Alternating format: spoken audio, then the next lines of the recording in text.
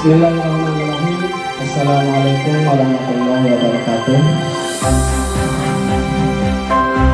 Kepada Bapak Ibu guru yang ada di Empat Sebagai Utara, hari ini saya akan sedikit pengimbasan tentang budaya positif.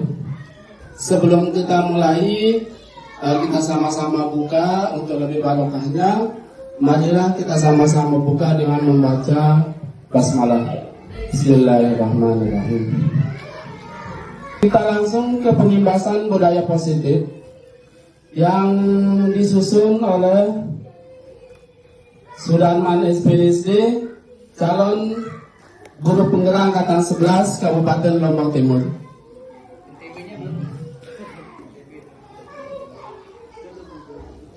Salam sejahtera Bapak Ibu guru hebat.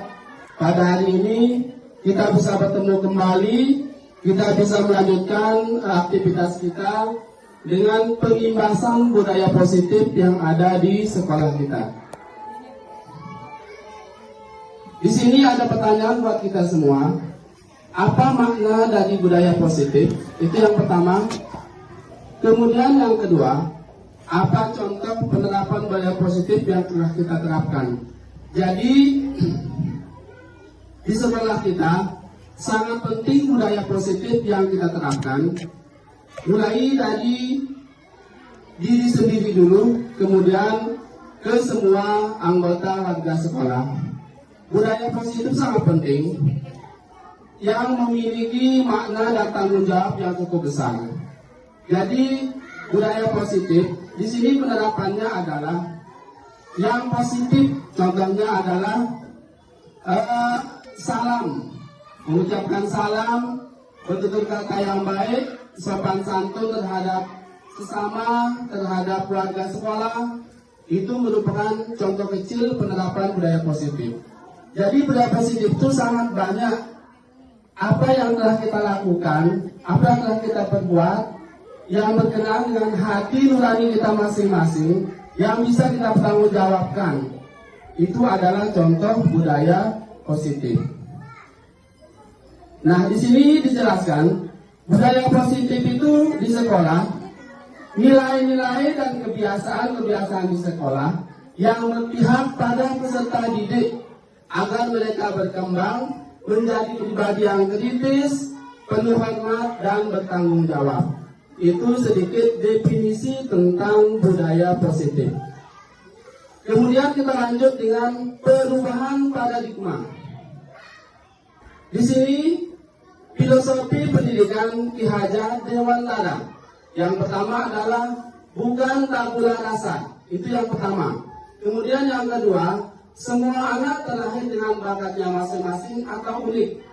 Jadi anak-anak itu memiliki bakat yang berbeda. Ya, bakatnya disebut dengan unik. Kemudian yang ketiga, karakter atau budi pekerti.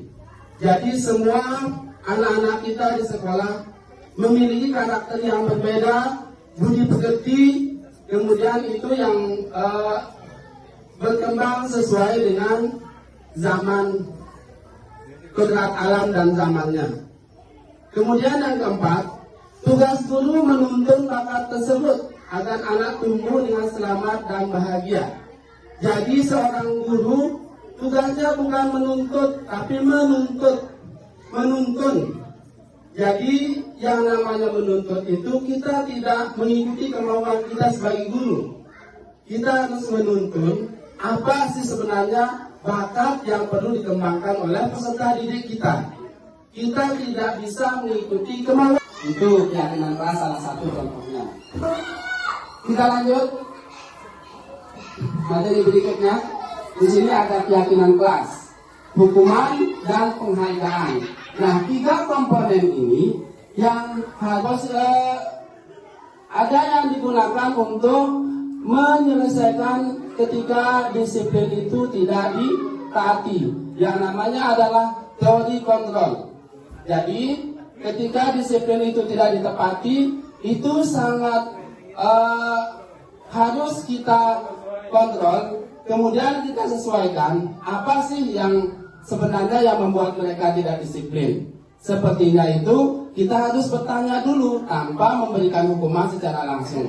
Terkadang kita di sekolah tanpa bertanya atau tanpa ingin mengetahui dulu kenapa peserta didik kita tidak disiplin, baik dalam hal harian, baik dalam mengerjakan tugas maupun kegiatan yang lain.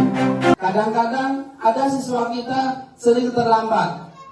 Udah 2-3 kali mereka terlambat, kadang-kadang masuk kelas atau datang ke sekolah. Tapi itu tidak membuat kita bertanya kenapa sering terlambat. Kita memberikan hukuman. Jadi itu tidak boleh dilakukan. Seharusnya kita harus bertanya, apa sih yang menyebabkan kamu terlambat? Seperti itu pertanyaannya. Jadi itu perlu kita luruskan dulu. Karena mereka terlambat itu memiliki alasan. Jadi kata disiplin itu sering dikaitkan dengan tata tertib yang sudah kita buat baik di sekolah maupun di kelas. Bisa bertanya? Kita lanjut dengan materi selanjutnya. Bertanya bisa? Boleh bertanya Allah di visi ini nih. Silakan. Oke, bertanya Pak Din. Pak Din. Ada yang bertanya boleh? Misalnya kan anak buah kita telah. Pakai bahasa Indonesia. Oh ya. Misalnya anak buah kita telah. Terus. Kita jewel dia, sampai nangis. Tapi kalau gurunya telah gimana? Kita jewel nggak? Oke. Ya. Ada pertanyaan dari peserta. Misalkan peserta didik kita terlambat, langsung kita jewel. Nah, jawaban saya yang pertama adalah itu adalah hukuman dan menyakitkan. Kenapa? Karena kita tidak menanyakan dulu apa sebabnya mereka terlambat. Pasti mereka punya alasan sehingga terlambat. Itu jawaban yang pertama. Yang kedua, bagaimana dengan gurunya kalau terlambat? Itu kembali ke diri masing-masing. Karena memberikan hukuman kepada Bapak Ibu guru yang ada di sini tidak akan mungkin. Itu kembali ke diri kita masing-masing dan kesadaran masing-masing. Karena kita sudah tahu jam kedatangan itu jam berapa, jam pulang pun jam berapa, dan sebagainya. Jadi tata tertib disiplin sudah dibuatkan di sekolah. Nah, ketika tata tertib itu tidak diindahkan, berarti itu dari diri kita sendiri. Untuk itu, kita harus mengadakan perubahan. Bagaimana tidak akan terlambat lagi. Bagaimana mengusahakan atau bahkan memanage waktu yang sebaik-baiknya supaya tidak terlambat. Jadi, kalau sudah diberikan waktu yang tepat, ini jadwal kedatangannya tetap masih terlambat, berarti seorang guru itu tidak memiliki kesadaran masing-masing. Ya, jadi mulai dari sekarang disiplin yang diterapkan di sekolah harus kita terapkan sesuai dengan yang sudah dibuat. Baik guru, siswa maupun semua warga sekolah. Kita lanjut ke materi selanjutnya. Teori motivasi perilaku manusia. Di sini yang pertama adalah untuk menghindar ketidaknyamanan atau hukuman. Apa yang terjadi apabila saya tidak melakukannya?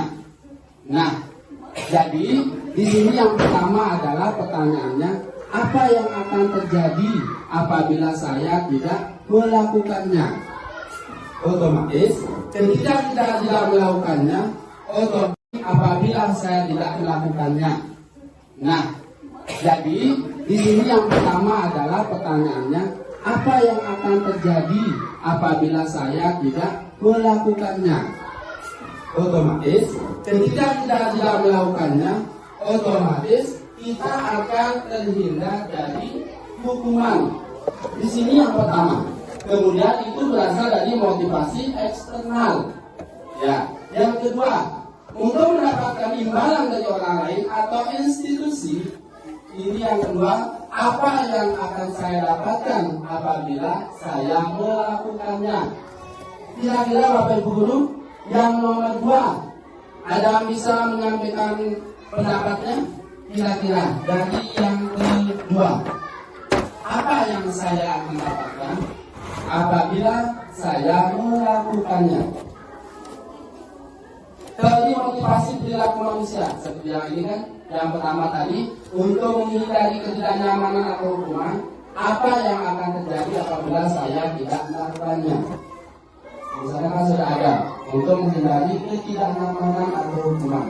Artinya kita menghindari hukuman seperti itu. Berarti ada kesadaran pada diri kita. Kira-kira yang kedua itu kalau kita apabila saya melakukannya, gitu kan? Nah, kira-kira seperti apa? Itu apa yang kita dapatkan? Begitu kan? Apa yang saya dapatkan apabila saya melakukannya? Otomatis yang kita dapatkan itu adalah ya, yang pertama adalah reward. Reward itu menurut apa kira-kira? Ya, pujian boleh. Itu kadang-kadang ya. Ya.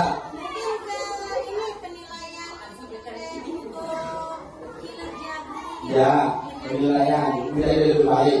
Oke. Kemudian yang ketiga, untuk menghargai diri sendiri menjadi insan dan harapan kita. Saya akan menjadi orang yang seperti apa bila saya melakukannya. Nah, ini untuk menghargai diri sendiri, ya kan? Untuk menghargai diri sendiri menjadi insan sesuai dengan harapan kita. Nah, pertanyaan di bawah adalah saya akan menjadi orang yang seperti apa bila saya akan melakukannya.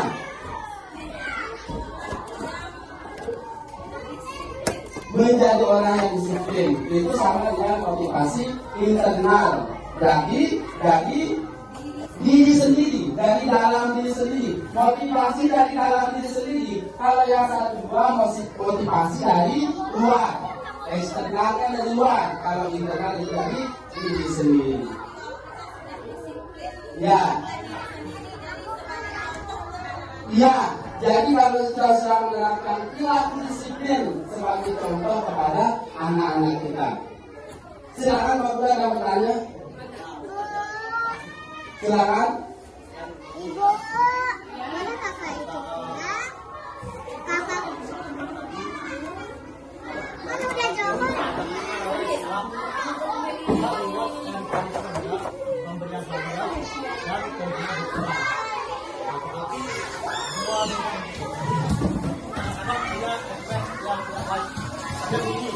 Kalau terlalu banyak memberikan hadiah dia, nanti ketika dia sudah tidak mendapat kerja, dia akan tidak berhasil. Tapi kalau sebaliknya terlalu banyak orang nanti tidak akan seperti kan orang bisa tanyakan kira-kira bagaimana kita mengkompromikan sehingga apakah sedang mana porsi antara pemberian hadiah itu prestasi atau bagaimana penerapan dua komponen yang dua berarti ya, antara pemberian hadiah dengan hukuman. Jadi sebuah pertanyaan, misalkan siapakah yang di antara kalian yang lebih cepat menjawab, misal akan Pak kasih hadiah misalkan. Nah, itu juga memiliki efek yang kurang bagus sepertinya untuk memberikan hadiah, karena nanti ketika sudah itu terjadi, maka peserta didik itu akan selalu berharap, oh nanti ketika saya melakukan ini saya akan melakukan hadiah dari Pak Guru. Nah, jadi untuk menghindari hal itu sepertinya ya, untuk menghindari hal itu supaya jangan kesannya tetap akan memberikan hadiah kepada peserta didik kita. Jadi itu perlu dibicarakan atau dikompromikan kepada peserta didik kita bahwa untuk memberikan hadiah itu tidak selamanya akan Pak Guru lakukan. Ya, tidak selamanya akan dilakukan karena ini memiliki waktu-waktu tertentu. Misalkan ketika peserta didik kita kadang-kadang setiap hari kan tidak sama mood belajarnya, ya. Itu cara kompromi menurut saya. Ketika hari ini misalkan peserta didik kita tidak mood untuk belajar, kadang-kadang kita berinisiatif, oh nanti yang semangat belajar, yang mengerjakan tugas, kasih hadiah permen misalnya. Tapi tidak selamanya seperti itu. Kita lihat kondisi dan sikonnya. Bagaimana peserta didik kita, apakah hari itu mereka mood atau semangat untuk belajar, apakah tidak. Nah, jadi pemberian hadiah itu bisa diberikan kadang-kadang pada waktu-waktu tertentu, tidak selamanya atau tidak jangka panjang. Itu kalau pemberian hadiah. Nah, jadi kalau hukuman, seperti Pak Guru bilang tadi, pertanyaannya Pak Guru, hukuman itu tidak selamanya pun dilakukan kepada siswa kita. Sebenarnya, hukuman juga bisa membangun, tapi itu efeknya kurang bagus. Jadi, tidak setiap kita memberikan hukuman kepada anak itu merasa selalu bersalah. Ya, tidak merasa diterima. Nah, jadi, untuk lebih kolaborasi ke depannya, kompromi ke depannya tentang hukuman ini, sebaiknya kita menghindari ya untuk hukuman. Ini menurut saya di pendidikan kita hukuman itu tidak boleh dilakukan. Ya, walaupun seberat apapun kesalahan yang peserta kita lakukan itu, hukuman tidak boleh dilakukan. Ya, ada nanti istilahnya kita menggunakan restitusi, segitiga restitusi. Itu yang kita kuasai untuk kita kembangkan untuk menghindari hukuman. Nanti kita lanjut ke materi selanjutnya. Begitu Pak Guru? Oke. Kita lanjut untuk materi berikutnya. Budaya positif, lingkungan positif, keyakinan kelas dan peraturan kelas. Nah, di sini ada budaya positif, ada lingkungan positif, ya, ada keyakinan kelas, ada peraturan kelas. Jadi, apakah keyakinan kelas dan peraturan kelas itu sama? Beda. Bedanya di mana Bapak Ibu Guru? Keyakinan kelas dulu.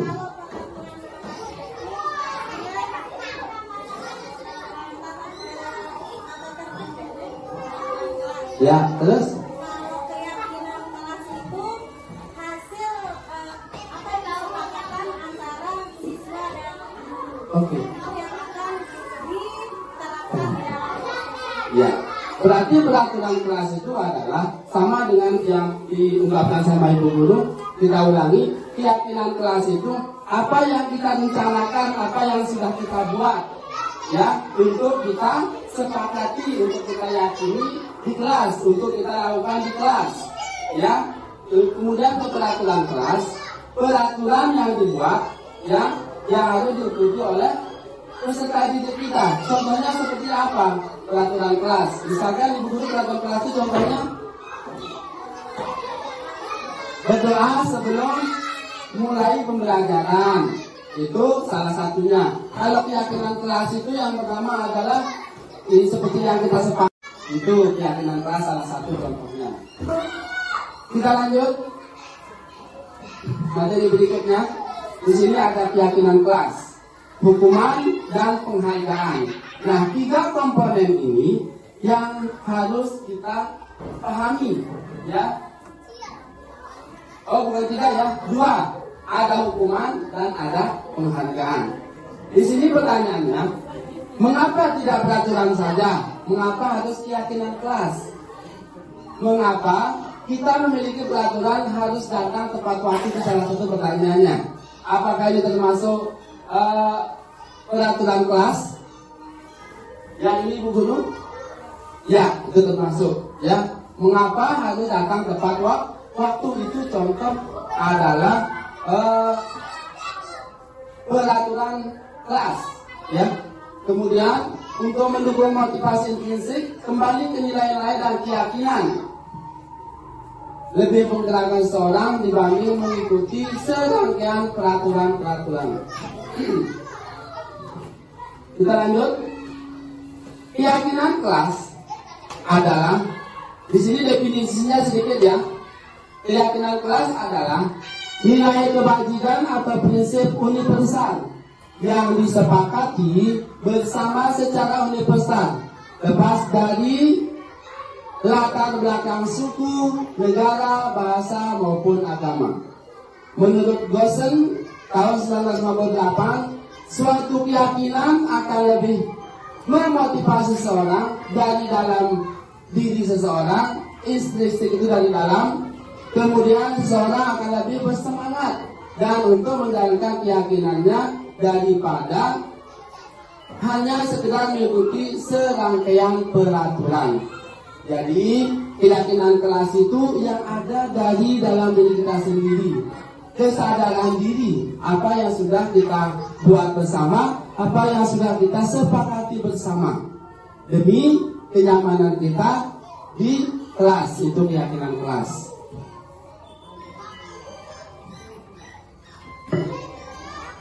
Kita lanjut. Pembentukan keyakinan kelas.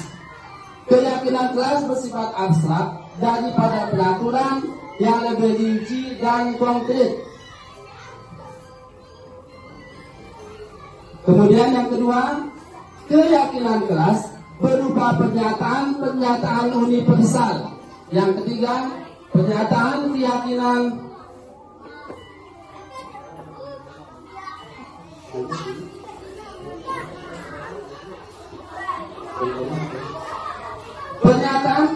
kelas senantiasa dibuat dalam bentuk positif. Ya. Berarti keyakinan kelas itu yang betul-betulnya positif saja. Ya, kalimat-kalimat positif itu betulnya keyakinan kelas. Kemudian keyakinan kelas hendaknya tidak terlalu banyak sehingga mudah diingat dan dipahami. Betul. Kita membuat keyakinan kelas mana yang mudah diingat sama siswa kita, sama peserta didik kita. Seperti yang di kelas 1, kelas 2, kelas 3 harus jangan terlalu banyak. Ya, itu keyakinan kelas yang dibuat. Kemudian yang ke-5, semua warga kelas sebaiknya diikuti berkontribusi dalam membuat kegiatan kelas lewat curhat pendapat. Yang terakhir, bersedia meninjau kembali keyakinan kelas dari waktu ke waktu. Nah, jadi keyakinan kelas itu perlu ditinjau ulang. Apakah mereka sudah meyakini, sudah menjalankan sesuai dengan keyakinannya atau bagaimana? Kalau memang masih ada perlu yang belum mereka jalankan sesuai keyakinan yang dibuat, perlu ditinjau ulang, ya, perlu direncanakan ulang apa yang harusnya kita lakukan perubahan untuk menjadikan keyakinan kelas lebih jelas.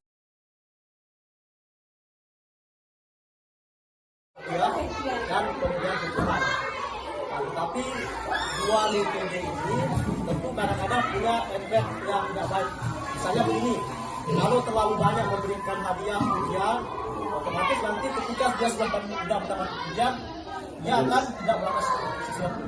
Tetapi kalau sebaliknya terlalu banyak hukuman, orang nanti tidak akan simpati. Jadi kan, nah sekarang yang bisa tanyakan, kira-kira bagaimana kita mengkompromikan.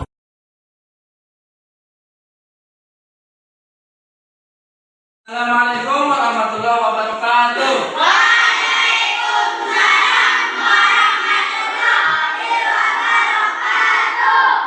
Anak-anak gimana kabarnya hari ini? Alhamdulillah, semua masuk pada hari ini? Ya.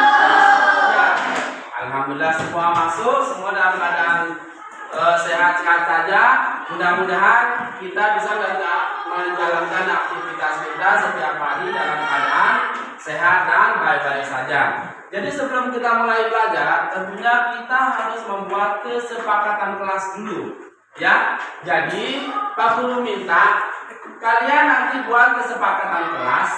Kesepakatan kelas itu satu orang menulis satu saja yang bisa dipertanggungjawabkan, ya, yang bisa dipertanggungjawabkan. Karena kita bertujuan membuat keyakinan kelas itu adalah mendisiplinkan diri. Ya, itu tujuan kita membuat keyakinan kelas. Nah, sekarang di masing-masing kertas itu silakan kalian tulis satu keyakinan kelas mana yang kalian bisa bertanggungjawabkan oleh diri masing-masing. Silakan. Sekarang semua menulis satu saja.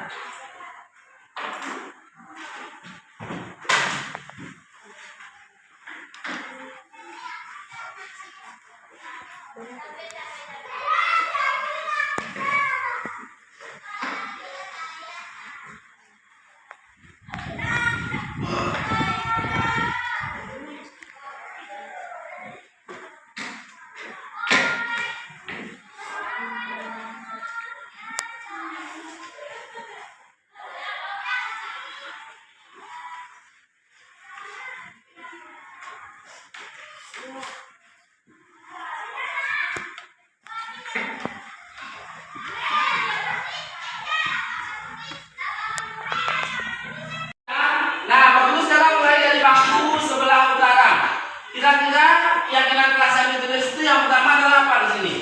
Mulai dari sini. Saling menghargai. Kemudian lanjut yang di sini selain saling menghargai ada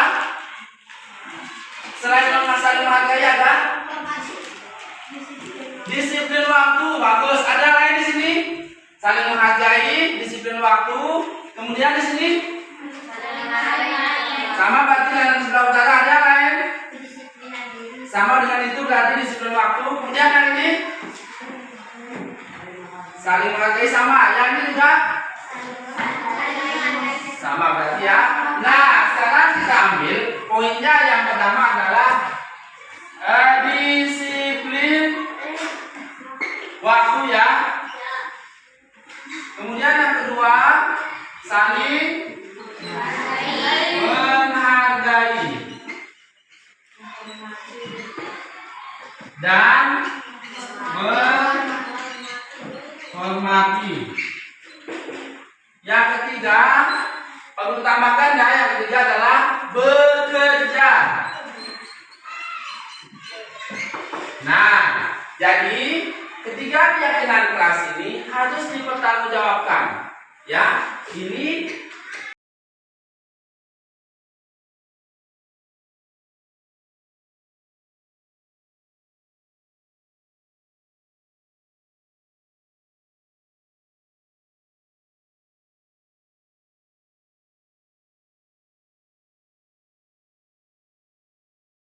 ya, saya Kepala SD 4 Mas Bagi Utara menyatakan terima kasih atas penyampaian disiplin positif yang sudah disampaikan oleh Pak Guru Sudarman kepada rekan-rekan teman sejawatnya atau rekan-rekan guru SD 4 Mas Bagi Utara, dan ini sangat baik sekali bisa diterapkan di sekolah budaya positifnya supaya betul-betul bisa dilaksanakan di kelas. Begitu juga dengan kesepakatan pembelajaran, setiap kali pembelajaran supaya ada kesepakatan pembelajaran sebagai implementasi budaya positif juga yang sudah diterima, dan ini sudah bisa berkembang atau terlaksana di kelas, dan itu sangat bagus sekali.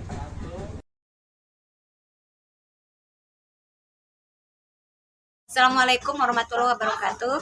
Perkenalkan, saya Juwaria SPD dari guru kelas 1 SDN 4 Mas Bagi Utara. Saya merupakan teman sejawat dari Pak Sudarman SPD yang kebetulan sekarang adalah guru penggerak angkatan 11. Alhamdulillah kemarin setelah pengibasan Pak Guru Sudarman kepada teman-teman terutama kami di sini guru-guru SDN 4 Mas Bagi Utara, kita bisa lebih paham tentang budaya positif.